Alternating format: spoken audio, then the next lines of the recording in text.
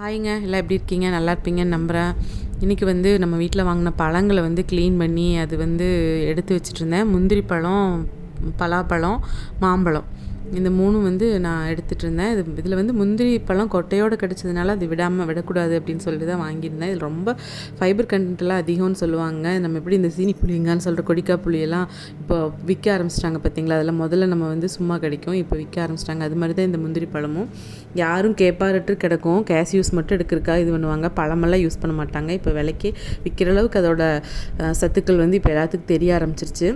இதில் ஒன்று அது அந்த கரை வந்து மாதுளம்பழத்தை க்ளீன் பண்ணும்போது நம்ம உரிக்கும்போது எப்படி பிடிக்குமோ அது மாதிரி நகத்துலலாம் பிடிச்சிக்கும். அதனால் க்ளவுஸ் போட்டு பண்ணலாம்.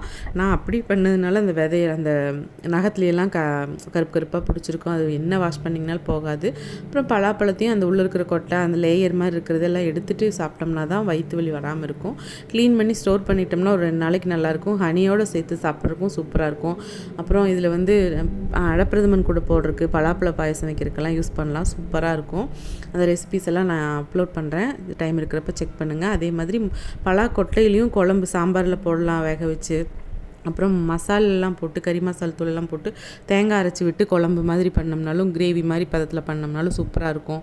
அது மாதிரி நிறைய இதில் எல்லாம் பண்ணலாங்க. எதையுமே வேஸ்ட் பண்ணாமல் சூப்பராக இருக்கும்.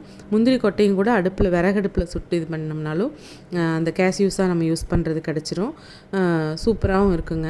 அது மாதிரி இது மாதிரியெல்லாம் யாரெல்லாம் வாங்கி இதெல்லாம் யாருக்கு பிடிக்கும் அப்படின்னு கமெண்ட் பண்ணுங்கள். அதே மாதிரி யாரெல்லாம் வாங்குனீங்க இந்த சீசனில், இந்த சம்மர் சீசனுக்கு அப்படின்னு சொல்லி எனக்கு சொல்லுங்கள். நம்ம சேனல் பிடிச்சிருந்தால் லைக் பண்ணுங்கள், ஷேர் பண்ணுங்கள், கமெண்ட் பண்ணுங்கள். மறக்காமல் சப்ஸ்கிரைப் பண்ணிவிட்டு பெல் ஐக்கானை கிளிக் பண்ணிட்டு மறந்துடாதீங்க. சப்ஸ்கிரைப் பண்ணிவிட்டு பாருங்கள் ப்ளீஸ். அதே மாதிரி அடுத்தது பங்கனப்பள்ளி மாம்பழம் அதுவும் வாங்கியிருந்தேன். அதையும் வந்து நல்லாவே க்ளீன் பண்ணி எடுத்து வச்சாச்சு. என்னென்னா இப்போ இந்த கார்பைட் கல் வச்சு வருது, கொஞ்சம் பார்த்து சாப்பிடுங்கன்னு சொல்கிறாங்க. கொஞ்சம் பார்த்து வாங்குறது கவனமாக வாங்கணும் தான். ஆசை யாரை விட்டுதுன்னு வாங்கியாச்சுங்க. தேங்க்யூங்க.